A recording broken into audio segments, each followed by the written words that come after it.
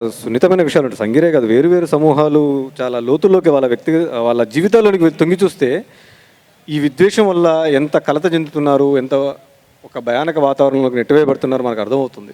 Personal లెవెల్లో అది మన దాకా వచ్చినప్పుడు ఇప్పుడు నిర్మల గారు వాళ్ళకు ఒక వ్యక్తి ఫోన్ చేసి బెదిరించినప్పుడు తను ఎట్లాంటి వాతావరణాన్ని ఫేస్ చేసింది, సంగీర్ ఇంకో సందర్భంలో ఎట్లాంటి వాతావరణాన్ని ఫేస్ చేసింది, అది ఇట్లాంటి ఒక వాతావరణం ఉన్నప్పుడు మనము ఆయా సమూహాలని కానీ ఆయా రచయితలను కానీ నిలబెట్టడం కోసం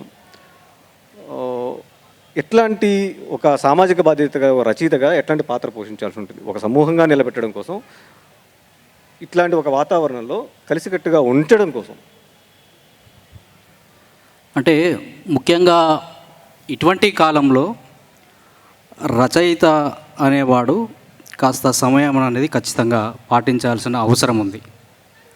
ఎందుకంటే ఇవాళ ఎదుటివాడు చాలా బలంగా మనకు తెలియకుండానే అంతర్గతంగా అనేక గోడలు, కనబడని గోడలు సృష్టించుకుంటూ మన దగ్గరికి వస్తున్నాడు.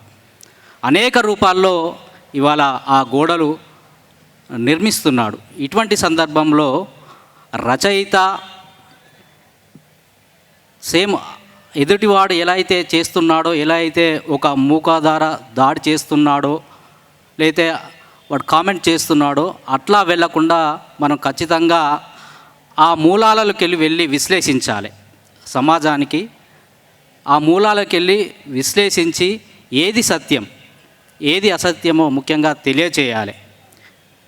మనలో ఒక కమిట్మెంట్, నిజాయితీ ఉన్నప్పుడు ఖచ్చితంగా ఎవరైతే సమాజం ఉందో, ఎవరైతే అణగారిన వర్గ ప్రజలు ఉన్నారో ఖచ్చితంగా వాళ్ళు మనం చెప్పే విధానాన్ని బట్టి వాళ్ళు నమ్మే ఆవశ్యకత ఉంది. సో ఇక్కడ వాడు ఏదైతే మనల్ని ఒక ఒత్తిడికి గురి చేస్తున్నాడో, ఒక కమెంట్కు గురి చేస్తున్నాడో, లేకపోతే ఒక విద్వేషం చింపుతున్నాడో, ఆ విద్వేషం పట్ల ఖచ్చితంగా మన వైఖరిని స్పష్టంగా తెలియజేస్తూనే సంయమనం పాటిస్తూ దాని మూలాల్లోకి లోతుల్లోకి వెళ్ళి అసలు సత్యాన్ని బోధించినప్పుడే మనం అక్కడ నిజంగా విజయవంతమవుతాము. అట్లానే వెళ్ళాలి.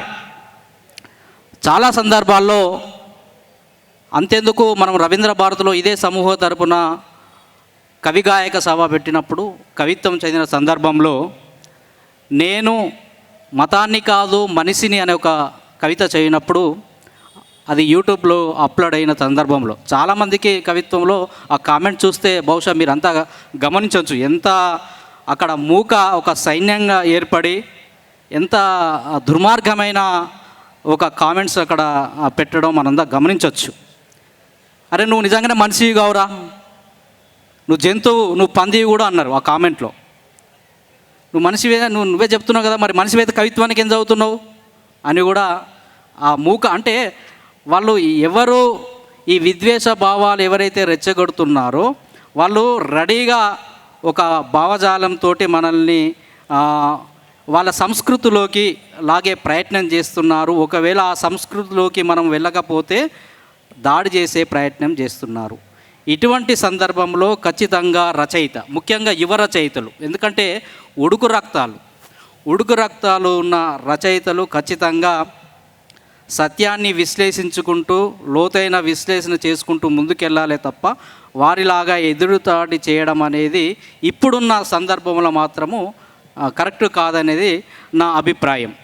కాబట్టి ఆ రియలైజ్ అనేది ఎవరైతే విద్వేషాలు రెచ్చగొడుతున్నారో వాళ్ళే అయ్యే విధంగా, అంటే సెల్ఫ్ అసెస్మెంట్, స్వీయ ప్రక్రియ అనేది వాళ్ళు అయ్యేటట్లుగా రచయిత తన రాతలను రాసినప్పుడు మాత్రమే ఇటువంటి పట్ల రచయిత తను ఏదైతే చెప్పాలనుకుంటున్నాడో, ఏ భావజాలాన్ని అయితే పెంపొందించాలనుకుంటున్నాడో ఆ భావజాలాన్ని సమర్థవంతంగా ముందుకు తీసుకెళ్తాడని నా అభిప్రాయం. ఆ విధంగా యువ రచయితలు ఖచ్చితంగా ఈ విషయం పైన ఆలోచన మార్గం చేయాలి. సమయాన్ని అన్నప్పుడు మనం ఏదో తక్కువ అయ్యి వెనుకకు స్టెప్ వేయడం కాదు, అది మనం ఆ విధంగా అర్థం చేసుకొని ముందుకెళ్ళినప్పుడే ఖచ్చితంగా మనము ఇటువంటి విద్వేష భావాల పట్ల జాగ్రత్తగా ఉండడం, వారిని కూడా మార్చే పరిస్థితి కూడా మనకు ఉంటుందని తెలియజేస్తున్నాను.